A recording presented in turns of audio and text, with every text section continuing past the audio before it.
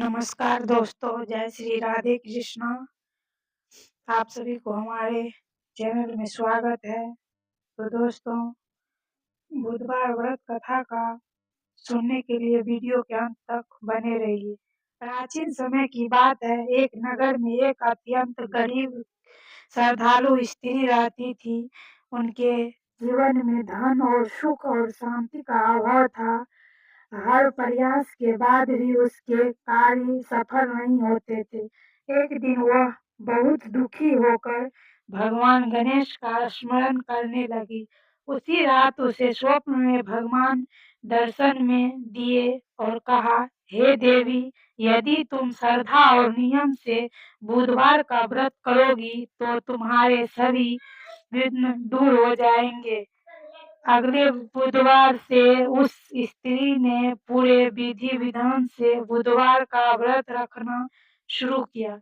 वह प्रातः स्नान करके हरे वस्त्र धारण करती, घर की साफ सफाई कर भगवान गणेश जी की मूर्ति या चित्र स्थापित करती। वह उन्हें देवी दुर्गा और मोदक, गुड़, चना और हरे फूल अर्पित करती और श्रद्धा से गणेश जी का कथा सुनती। कथा के अनुसार उसी नगर में एक साहूकार रहता था, जो अत्यंत धन्यवान था, किंतु सहकारी और अधार्मिक था। उसे ही भगवान गणेश में कोई विश्वास नहीं था।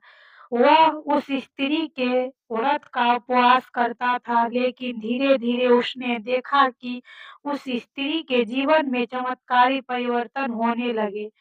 उसके रुके हुए कार्य बढ़ने लगे, घर में सुख शांति आने लगी और आर्थिक स्थिति सुधरने लगी।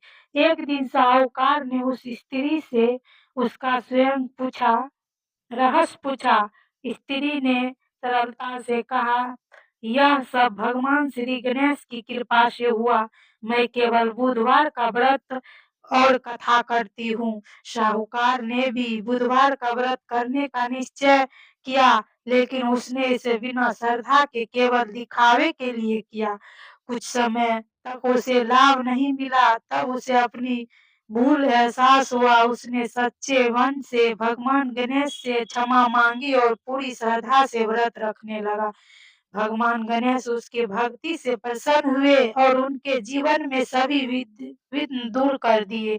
साहूकार का अहंकार समाप्त हो गया और वह दान पुण्य करने लगा। इस प्रकार भगवान गणेश यह संदेश देते हैं कि सच्ची श्रद्धा और नियम और विश्वास से किया गया बुधवार का व्रत जीवन में सभी कष्टों से दूर कर देता है। जो भक्त विधि विधान से गणेश जी की पूजा, कथा और व्रत करता है, उसके कार्य बिना बाधा के पूर्ण होते हैं और घर में सुख समृद्धि का वास होता है।